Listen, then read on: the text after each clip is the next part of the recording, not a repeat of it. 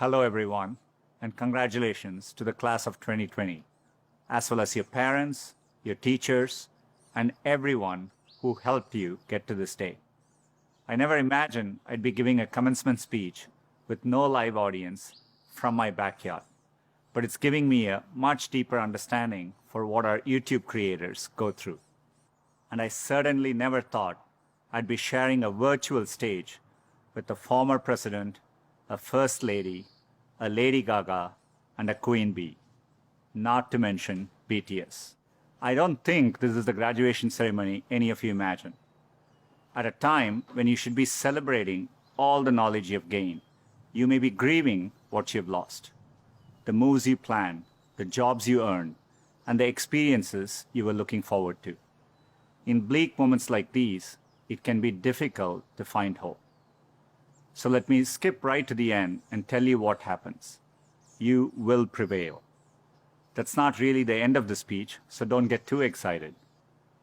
The reason I know you'll prevail is because so many others have done it before you. 100 years ago, the class of 1920 graduated into the end of a deadly pandemic. 50 years ago, the class of 1970 graduated in the midst of Vietnam War. And nearly 20 years ago, the class of 2001 graduated just months before 9/11. There are notable examples like this. They had to overcome new challenges, and in all cases, they prevailed. The long arc of history tells us we have every reason to be hopeful. So, be hopeful. There is an interesting trend I've noticed.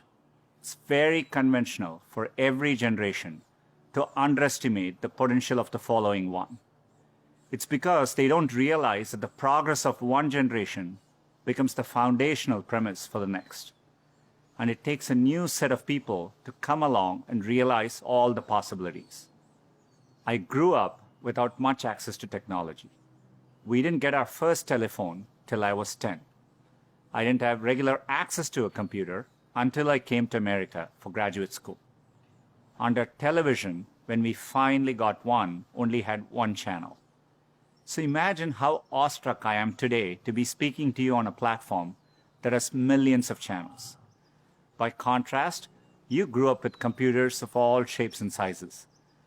The ability to ask a computer anything, anywhere, the very thing I've spent my last decade working on, is not amazing to you. That's okay. It doesn't make me feel bad. It makes me hopeful.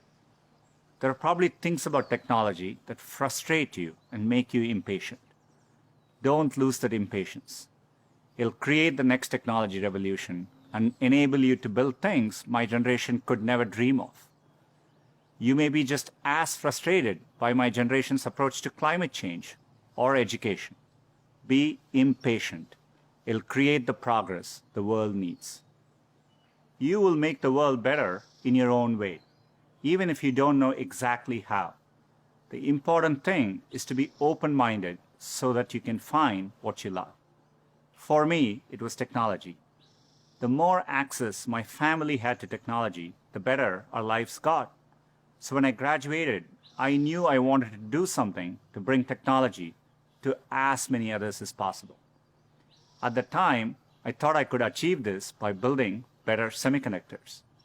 I mean, what could be more exciting than that? My father spent the equivalent of a year's salary on my plane ticket to the US so I could attend Stanford.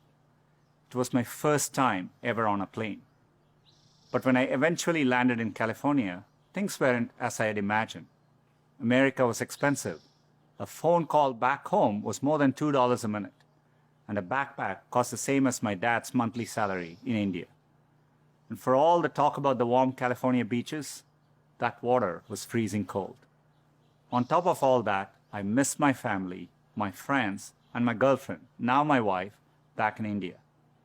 A bright spot for me during this time was computing. For the first time in my life, I could use a computer whenever I wanted to. Completely blew my mind. And at that same moment, the internet was literally being built all around me. The year I arrived at Stanford was the same year the browser Mosaic was released, which would popularize the World Wide Web and the internet. The summer I left was the same summer that a graduate student named Sergey Brin met a prospective engineering student named Larry Page. These two moments would profoundly shape the rest of my life. But at the time, I didn't know it. It took me a while to realize that the internet would be the single best way to make technology accessible to more people.